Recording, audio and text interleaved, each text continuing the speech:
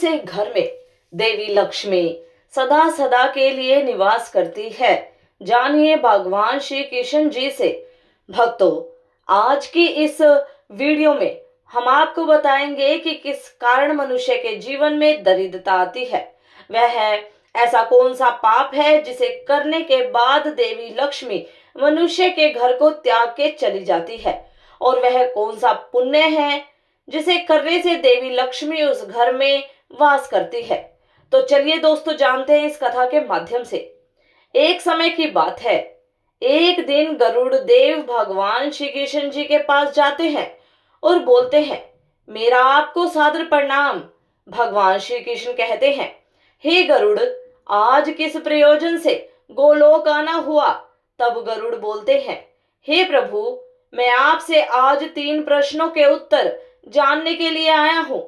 यदि आप मेरे प्रश्नों का उत्तर दे दे तो मेरे मन की व्याकुलता शांत हो जाएगी। तब भगवान श्री कृष्ण बोलते हैं, हे गरुड़, आप निसंकोच होकर पूछे। आप जो भी प्रश्न पूछना चाहते हैं, मैं आपके सभी प्रश्नों का उत्तर अवश्य दूंगा। तब गरुड़ देव बोलते हैं, हे प्रभु, आप मुझे बताएं किस कारण से मनुष्य के जीवन में दरिद्रता आती है? वह कौन सा पाप है जिसे करने से देवी लक्ष्मी मनुष्य के घर को त्याग करके चली जाती है? वह कौन सा पुण्य है जिसे करने से देवी लक्ष्मी घर में निवास करती है? तब भगवान श्री कृष्ण बोलते हैं, हे गरुड़, आज आपने संशत मानव जाति के कल्याण के उद्देश्य से अत्यंत महत्वपूर्ण बात पूछी है। मैं आपको आपके सभी प्रश्नों का उत्तर एक कथा के माध्यम से दूंगा। मेरे द्वारा सुनाई गई इस कथा को आप ध्यान पूर्वक अवश्य सुनिए। तब गरुड़ कहते हैं, हे प्रभु, आप कृपया आप मुझे वह कथा सुनाइए। आपके मुख से इस कथा को सुनना मेरा सौभाग्य है। मैं इस कथा को पूरा सुनूंगा और इसका प्रचार तीनों लोकों में करूंगा। भगवान श्री कृष्ण जी कहते हैं, हे गरुड़, जो मनुष्य सत्य का साथ देता है, ईश्वर उसका साथ कभी नहीं छोड़ते हैं। आज मैं आपको महाराज हर्षवर्धन की कथा सुनाता हूँ, जिन्होंने देवी लक्ष्मी का त्याग करके दरिद्रता को ग्रहण कर लिया था। त्रेता युग की बात है। भारतवर्ष में सत्यवादी धर्मात्मा राजा हर्षवर्धन राज्य करते थे। उनका राज्य कुंतल प्रदेश पर था। उनके राज्य की प्रजा उनसे अत्यंत संतुष्ट रहा करती थी। महाराज हर्षवर्धन बड़े दानवीर और वचन का पालन करने वाले थे। वह सदैव अपनी प्रजा के हित का ही विचार करते थे। महाराज हर्षवर्धन इतने दयालु थे कि उनकी महानता का परिचय इस बात से पता चलता है, जब भी उनके नगर में कोई भी साधारण मनुष्य बिक्री करने के लिए बाजार में अन्न, वस्त्र आदि कोई वस्तु लाता, और यदि वह वस्तु सायंकाल तक नहीं बिकती तो उसे राजा स्वयं खरीद लिया करते थे, ताकि उनके राज्य से कोई खाली हाथ न जा सके। अपनी प्रजा के हित के लिए राजा ने यह सत्य की प्रतिज्ञा की थी। सायंकाल होते ही राजा के सेवक शहर में भ्रमण करते, और जब वे किसी को कोई वस्तु या द्रव्य लेकर बैठा हुआ देखते जिसे किसी ने खरीदा न हो, तो महाराज के सेवक उस व्यक्ति से उन वस्तुओं की कीमत पूछते और उसकी इच्छा और जरूरत के अनुसार उस वस्तु की जो भी कीमत होती वह कीमत देकर उसकी वस्तुओं को खरीद लेते थे। इस प्रकार से महाराज के ऐसे दयालु स्वभाव को देखकर अनेक लोग प्रसन्न होकर उनकी महानता की चर्चा करने लगे। महाराज हर्षवर्धन की कीर्ति तीनों लोकों में होने लगी। देवता भी उनकी प्रशंसा करने लगे। जब यह बात धर्मराज को पता चली तो एक दिन स्वयं धर्मराज ने ही महाराज हर्षवर्धन की परीक्षा लेने की सोची।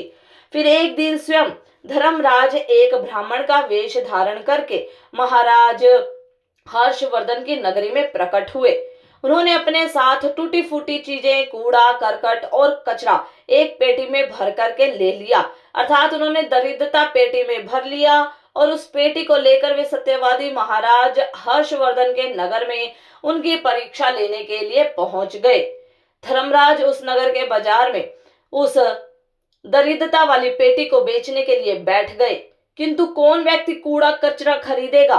ब्राह्मण रूपी धर्मराज दिन भर वहीं पर बैठे रहे, लेकिन किसी ने भी उनका कूड़ा कचरा नहीं खरीदा। जब सायंकाल हुई तब राजा के सेवक हमेशा की तरह ही बाजार में घूमने लगे। जिसका भी बिक्री का सामान बचा होता उसे वे उचित धन देकर खरीद लेते थे, ताकि कोई खाली हाथ घर न जा सके। फिर उन सेवकों ने देखा कि एक ब्राह्मण अपनी पेटी लेकर बैठा हुआ है। राजा के सेवकों ने उस ब्राह्मण महाशय के पास जाकर पूछा, हे ब्राह्मण महाराज, आप इस नगर में नए दिखाई दे रहे हैं, क्या हुआ? आपका सामान किसी ने भी नहीं खरीदा, ऐसा क्या लेकर आए हैं आप अपनी इस पेटी में? महाराज के आदेश से हम आपका यह सामान खरीदने के लिए आए हैं। कृपया बताइए, आपकी इस पेटी में क्या है और इसका मूल्य कितना है? तब उस ब्राह्मण ने कहा, हे सैनिकों, मैं इस पेटी में दरिद्रता लेकर आया हूँ, अर्थात कूड़ा करकट भरकर लाया हूँ, और इसका मूल्य 1000 स्वर्ण मुद्राएं हैं। उस ब्राह्मण के ऐसे विचित्र वचन सुनकर वे सभी सैनिक हंसने लगे, और फिर उन्होंने उस ब्राह्मण से कहा, हे ब्राह्मण, आपकी पेटी में कूड़ा भरा हुआ है, इसे कौन लेगा? इसका मूल्य तो 1 रुपए भी नहीं है। और फिर उस ब्राह्मण ने कहा, हे सैनिकों, यदि इसे कोई नहीं लेगा तो मैं इसे वापस अपने घर लेकर जाऊंगा। मैंने तो सुना है कि आपके महाराज यहाँ से किसी भी व्यापारी को खाली हाथ वापस नहीं जाने देते, उसका सारा द्रव्य खरीद लेते हैं। लगता है मैंने आपके महाराज के बारे में झूठ सुना है। उस ब्राह्मण की ऐसी बात सुनकर राजा के सेवकों ने कहा, हे ब्राह्मण, आपने सही सुना है। हमारे महाराज किसी भी व्यापारी को खाली हाथ घर नहीं भेजते, उसका सारा माल खरीद लेते हैं। इसलिए तुम थोड़ी देर रुको, हम अभी महाराज के पास जाकर आते हैं। फिर उनमें से एक सेवक महाराज हर्षवर्धन के पास जाता है और उनसे कहता है, हे महाराज, आज हमारे नगर के बाजार में एक ब्राह्मण आया है। वह बड़ा ही विचित्र है। वह अपनी पेटी में कूड़ा करकट भर कर लाया है और उसका मूल्य वह 1000 स्वर्ण मुद्राएं बता रहा है। तब महाराज ने कहा, हे सैनिकों, तुम जाकर उसके सामान का मूल्य जो कम से कम हो सके उतना उसे देकर उसका सामान खरीद कर लाओ। उसे उसकी वस्तुएं वापस लेकर मत जाने देना, अन्यथा मेरा वचन झूठा हो जाएगा। फिर राजा के सेवक उस ब्राह्मण के पास जाते हैं और कहते हैं, हे ब्राह्मण, हम तुम्हारे इस पेटी का मूल्य 200 स्वर्ण मुद्राएं देते हैं। तुम इतनी मुद्राएं लो और प्रसन्नता से अपने घर चले जाओ। किंतु उस ब्राह्मण ने कहा, हे सैनिकों, मैं 1000 स्वर्ण मुद्राओं से 1 रुपया कम नहीं लूंगा। यदि तुम मेरा सामान खरीदना चाहते हो तो खरीदो, नहीं तो मैं अपना सामान लेकर वापस चला जाता हूँ। तब उन राजा के सेवकों ने कहा, हे ब्राह्मण, ठीक है, अब हम तुम्हें इस पेटी के बदले 500 मुद्राएं देते हैं। इतना मूल्य तुम्हारे लिए सही रहेगा। लेकिन फिर भी वह ब्राह्मण नहीं माना और 1000 स्वर्ण मुद्राओं पर ही अड़ा रहा और कहने लगा, मेरा सामान लेना है तो लो, नहीं तो नहीं लो, मैं चला। तब फिर से वह सैनिक लौट करके राजा के पास जाता है और उनसे कहता है, हे महाराज, उस ब्राह्मण को हमने 500 मुद्राएं देने की कोशिश की, किंतु वह फिर भी नहीं मान रहा है। उसकी पेटी कचरा और दरिद्रता से भरी पड़ी है, लेकिन फिर भी वह 1000 मुद्राएं ही मांग रहा है। हे महाराज, आपको उसका कचरा 1000 मुद्राओं में नहीं खरीदना चाहिए। महाराज हर्षवर्धन कहते हैं, हे सैनिकों, यह मेरे सत्य की प्रतिज्ञा है। मैं किसी भी व्यक्ति को अपने राज्य से खाली हाथ जाने नहीं दे सकता। हम सत्य का त्याग कभी नहीं करेंगे। इसलिए तुम लोग जाओ और वह ब्राह्मण जो कीमत कह रहा है उसमें उसकी वस्तुओं को खरीद कर लेकर आओ। इसमें संकोच मत करो। फिर वह यूं ही ब्राह्मण के पास लौट कर आ गए और उन्होंने उस ब्राह्मण को 1000 स्वर्ण मुद्राएं दी और उसकी दरिद्रता से भरी हुई पेटी ले ली। वह ब्राह्मण मुद्राएं लेकर चला गया और फिर सिपाही उस दरिद्रता से भरी पेटी को लेकर राजमहल में लौट आए। फिर महाराज ने उस पेटी को राजमहल के अंदर रखवा दिया। रात्रि में जब सोने का समय हुआ तब महाराज के राजमहल के द्वार से एक अत्यंत सुंदर स्त्री निकली। उस स्त्री के 4 हाथ थे, हाथों में कमल पुष्प थे। उस सुंदर स्त्री ने नाना प्रकार के आभूषण धारण किए हुए थे। महाराज महल के बाहर बैठे हुए थे। जब महाराज ने उस अत्यंत सुंदर स्त्री को देखा तो महाराज आश्चर्य में पड़ गए और उन्होंने उस स्त्री से पूछा, हे देवी, आप कौन हैं? इस रात्रि के समय में आप यहाँ पर क्या कर रही हैं? आप कहाँ से आ रही हैं और कहाँ पर जा रही हैं? महाराज की ऐसी बात सुनकर वह स्त्री बोली, हे राजन, मैं तुम्हारे राज्य की लक्ष्मी हूँ। आप सत्यवादी धर्मात्मा हैं, इसी कारण से मैं आपके राजमहल में निवास करती हूँ। किंतु आज आपके राजमहल में दरिद्रता आ गई है और जहाँ पर दरिद्रता रहती है उस स्थान पर लक्ष्मी निवास नहीं करती है। आज आपके महल में पेटी भर के दरिद्रता आई है, इसीलिए अब मैं यहाँ से जा रही हूँ। तब महाराज हर्षवर्धन ने हाथ जोड़कर प्रणाम करके देवी लक्ष्मी से कहा, हे महालक्ष्मी, आपकी जैसी इच्छा। मैं अपने वचन और प्रतिज्ञा से बंधा हुआ हूँ, मैं अपना वचन नहीं तोड़ सकता। इस कारण से मैं उस दरिद्रता से भरी पेटी को लेने से मना नहीं कर सकता था। कृपया आप मुझे क्षमा कीजिए। तब देवी लक्ष्मी महाराज के राजमहल का त्याग करके चली जाती है। थोड़ी देर बाद राजा ने एक बहुत ही सुंदर युवा पुरुष को राजमहल के दरवाजे से निकलता देखा। तो महाराज ने उससे पूछा, हे देव, आप कौन हैं? यहाँ पर कैसे आए हैं और आप कहाँ जा रहे हैं? उस सुंदर पुरुष ने कहा, हे राजन, मेरा नाम दान है। आप सत्यवादी धर्मात्मा हैं, सदैव धर्म का पालन करते हैं, इसी कारण से मैं आपके राजमहल में निवास करता था। किंतु अब देवी लक्ष्मी आपके राजमहल को त्याग कर चली गई है। लक्ष्मी के बिना आप दान कहाँ से करेंगे? इसलिए मैं भी अब आपको छोड़कर जा रहा हूँ। तब महाराज हर्षवर्धन बोले, हे देव, ठीक है, जैसी आपकी इच्छा है आप भी जा सकते हैं, किंतु मैं अपने वचन को तोड़ नहीं सकता। फिर वह दान भी महाराज को छोड़कर चला जाता है। उसके बाद अन्य एक सुंदर पुरुष राजमहल से निकलता हुआ दिखाई पड़ा। तब महाराज ने उससे पूछा, हे देव, आप कौन हैं और कहाँ जा रहे हैं? तब उस पुरुष ने कहा, हे राजन, मैं यज्ञ हूँ। आप सत्यवादी धर्मात्मा हैं, आप सदैव दान धर्म करते थे, इसी कारण से मैं आपके राज्य में निवास करता था। किंतु अब लक्ष्मी और दान आपका घर छोड़कर चले गए हैं, तो मैं भी जा रहा हूँ, क्योंकि लक्ष्मी के बिना यज्ञ नहीं किया जा सकता और दान के बिना यज्ञ संपन्न नहीं हो सकता। इसलिए मैं भी आपका त्याग करके जा रहा हूँ। महाराज हर्षवर्धन ने कहा, हे देव, ठीक है, जैसे आपकी इच्छा, आप भी जा सकते हैं, किंतु मैं अपने वचन का त्याग नहीं करूंगा। फिर वह यज्ञ भी राजमहल को छोड़कर चला जाता है। फिर कुछ समय बाद अन्य एक अत्यंत सुंदर पुरुष राजमहल से जाता हुआ दिखाई देता है। तो राजा ने उसे भी पूछा, हे महाशय, आप कौन हैं और राजमहल छोड़कर क्यों जा रहे हैं? तब उस पुरुष ने कहा, हे राजन, मैं यश हूँ। आपके पुण्य के कारण मैं आपके घर में निवास कर रहा था, किंतु अब आपके यहाँ से लक्ष्मी, दान, यज्ञ आदि सब चले गए हैं, तो उनके बिना आपको यश की प्राप्ति नहीं हो सकती। इसी कारण से मैं भी यहाँ से जा रहा हूँ। तब राजन ने उसे भी नमस्कार किया और आदर पूर्वक जाने दिया।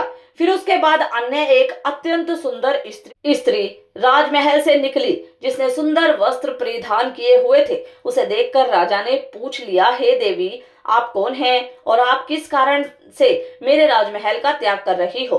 तब वह स्त्री बोली, हे राजन, मैं कीर्ति हूँ। लक्ष्मी, दान, यज्ञ, यश ने भी आपका साथ छोड़ दिया है, तो उनके बिना मैं भी आपके राजमहल में नहीं ठहर सकती, इसलिए मैं भी जा रही हूँ। तब राजा ने उसे भी जाने दिया। फिर अंत में एक अत्यंत सुंदर पुरुष राजमहल से निकला और उसे देखकर राजा ने पूछा, हे देव, आप कौन हैं और आप भी हमारे राजमहल को छोड़कर क्यों जा रहे हैं? तब उस पुरुष ने कहा, हे राजन, मैं सत्य हूँ। आप एक सत्यवादी धर्मात्मा राजा हैं, इसलिए मैं आपके यहाँ निवास करता था, किंतु अब आपके यहाँ से लक्ष्मी, दान, यज्ञ, यश, कीर्ति आदि सभी चले गए हैं, तो मैं भी यहाँ से जा रहा हूँ। तब महाराज हर्षवर्धन ने कहा, हे सत्य, आप भी मेरा त्याग कर रहे हैं, किंतु मैंने तो आपका कभी त्याग ही नहीं किया। आपका त्याग न करने के कारण ही सभी मुझे छोड़कर जा रहे हैं, इसलिए आप मुझे छोड़कर कैसे जा सकते हैं? मैंने अपने सत्य वचन का पालन करने के लिए ही दरिद्रता को अपने घर में रखा था। मैंने संसार के कल्याण के लिए यह वचन दिया था कि मेरे राज्य से कोई भी खाली हाथ नहीं जाएगा। जो भी मेरे राज्य में कोई वस्तु बेचने आएगा, यदि उसकी वस्तु कोई नहीं खरीदेगा तो उसे मैं खरीद लूंगा। इसलिए मैंने अपने सत्य वचन का पालन करने के लिए उस ब्राह्मण को 1000 स्वर्ण मुद्राएं देकर उससे दरिद्रता खरीद लिया था। उसी दरिद्रता की पेटी के कारण देवी लक्ष्मी ने आकर मुझसे कहा कि वे उस स्थान पर निवास नहीं करती जिस स्थान पर दरिद्रता रहता है, और देवी लक्ष्मी के जाते ही यज्ञ, दान, यश, कीर्ति सब मुझे छोड़कर चले गए हैं। मेरे सत्य वचन का पालन करने के लिए ही मैंने उन सभी को जाने दिया, और अब आप भी मुझे छोड़कर जा रहे हैं। महाराज हर्षवर्धन की बात सुनकर वह सत्य बोला, हे राजन, यदि आपने मेरे लिए ही इन सब का त्याग किया है तो ठीक है, मैं आपका राजमहल छोड़कर नहीं जाऊंगा। आप सचमुच बड़े पुण्यात्मा और सत्यवादी हैं, इसलिए अब से मैं आपके राजमहल में ही निवास करूंगा और वह सत्य फिर से राजमहल में लौट गया। उसके थोड़ी ही देर बाद एक सुंदर स्त्री लौट कर आ गई। उसे देखकर राजा ने पूछा, हे देवी, आप कीर्ति हैं। अब अभी आप मुझे छोड़कर चली गई थी, तो फिर वापस क्यों लौट कर आ गई? तब कीर्ति ने कहा, हे राजन, मुझे क्षमा करो। मैं लक्ष्मी, यज्ञ, दान, यश के बिना तो रह सकती हूँ, किंतु सत्य के बिना नहीं। इसलिए जहाँ सत्य रहेगा मैं भी वहीं पर रहूंगी। फिर राजा ने कीर्ति का स्वागत किया और वह राजमहल में चली गई। फिर यश वहां पर लौटकर आ गया। राजा ने उससे पूछा, हे महाशय, आप तो यश हैं, आप मुझे छोड़कर चले गए थे, फिर लौटकर क्यों आ गए? तब उस पुरुष ने कहा, हे राजन, कोई राजा कितना ही बड़ा धनवान हो, धानशी हो, किंतु सत्य के बिना उसे यश प्राप्त नहीं हो सकता। इसलिए जहां पर सत्य विराजमान रहता है मैं भी वहीं पर रहता हूँ। सत्य के बिना मैं नहीं रह सकता। ऐसा कहकर फिर यश ने राजमहल में प्रवेश किया। उसके कुछ क्षण बाद यज्ञ भी लौट कर आ गया। राजा ने उससे भी पूछा, हे महाशय, आप क्यों लौट कर आ गए? तब यज्ञ ने कहा, हे राजन, आप चाहे कोई कितना भी लक्ष्मीपति और दानशील न हो, किंतु बिना सत्य के यज्ञ शोभा नहीं देता है। आप में सत्य विराजमान है, इसलिए मैं भी आपके पास ही रहूंगा। इतना कहकर यज्ञ भी राजमहल में वापस लौट आया। उसके कुछ क्षण बाद दान भी वापस आ गया। राजा ने उससे भी पूछा, हे महाशय, आप भी मुझे छोड़कर गए थे, फिर लौटकर किस कारण से आ गए? तब उस पुरुष ने कहा, हे राजन, मैं दान हूँ। कुछ समय पहले मैं आपको छोड़कर गया था, किंतु आप में सत्य विराजमान है, और जहाँ सत्य रहता है मैं भी वहीं रहता हूँ। कोई मनुष्य कितना ही धनवान क्यों न हो, किंतु बिना सत्य के वह दान नहीं कर सकता। दान का महत्व सत्य से ही होता है, इसीलिए मैं भी लौट कर आ गया। राजा ने कहा, ठीक है, आपका भी स्वागत है। और फिर दान भी राजमहल में चला गया और फिर उसके बाद साक्षात देवी लक्ष्मी लौटकर आ गई। राजा ने पूछा, हे माँ लक्ष्मी, आप वापस क्यों आ गई? आप तो मुझे छोड़कर चली गई थी। तब देवी लक्ष्मी ने कहा, हे राजन, यह आपके सत्य की परीक्षा थी। आपके यहाँ पर यश, दान, यज्ञ और सत्य सभी निवास करते हैं, और लक्ष्मी के बिना सभी विफल हो जाएंगे। इसलिए मैं आपके सत्य धर्म की रक्षा करने हेतु लौट कर आ गई हूँ। तब राजा ने कहा, हे माँ लक्ष्मी, मेरे यहाँ पर तो दरिद्रता से भरी हुई पेटी है। जहाँ दरिद्रता रहता है वहां पर आप कैसे निवास कर सकती हो? तब देवी लक्ष्मी ने कहा, हे राजन, मेरी कृपा से वह दरिद्रता से भरी पेटी भी स्वर्ण और रत्नों से भर जाएगी। इतना कहकर माँ लक्ष्मी भी राजमहल में प्रवेश करती है। माँ लक्ष्मी के प्रवेश करते ही वह पेटी में भरा हुआ कूड़ा कचरा रतन और स्वर्ण के आभूषणों में बदल गया। इसके कुछ समय के पश्चात स्वयं धर्मराज ब्राह्मण के रूप में राजमहल में आ गए। तब राजा ने उनसे पूछा, हे ब्राह्मण, आप कौन हैं? आपने तो मेरा त्याग नहीं किया था, फिर आप यहाँ पर कैसे आ गए? तब उस ब्राह्मण ने कहा, हे राजन, मैं साक्षात धर्म हूँ। मैं ही ब्राह्मण का रूप धारण कर कर आया था, और मैंने ही 1000 स्वर्ण मुद्राओं के बदले तुम्हें दरिद्रता दिया था, किंतु तुमने अपने सत्य के बल से मुझे जीत लिया है। इसलिए अब मैं तुम्हें वरदान देने के लिए आया हूँ। बताओ, मैं तुम्हें कौन सा वर प्रदान करूं? इतना कहकर धर्मराज ने अपना मूल स्वरूप धारण किया। तब राजा हर्षवर्धन ने कहा, हे धर्मराज, आपके दर्शन करके मैं धन्य हुआ।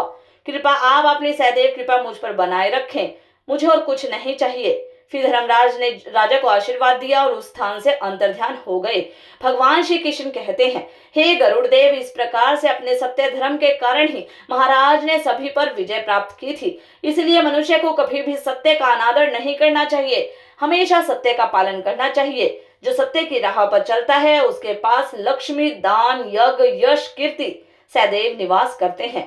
तो दोस्तों, इस प्रकार से भगवान श्री कृष्ण जी ने गरुड़ देव जी को अत्यंत महत्वपूर्ण ज्ञान दिया है। तो भक्तों, आपको ये कहानी कैसी लगी कृपया कमेंट करके जरूर बताएं। वीडियो पसंद आई हो तो वीडियो को लाइक, शेयर, सब्सक्राइब करें और कमेंट में हर हर महादेव अवश्य टाइप करें। और ऐसे ही और धार्मिक कहानियों के लिए जुड़े रहिए हमारे चैनल से। धन्यवाद।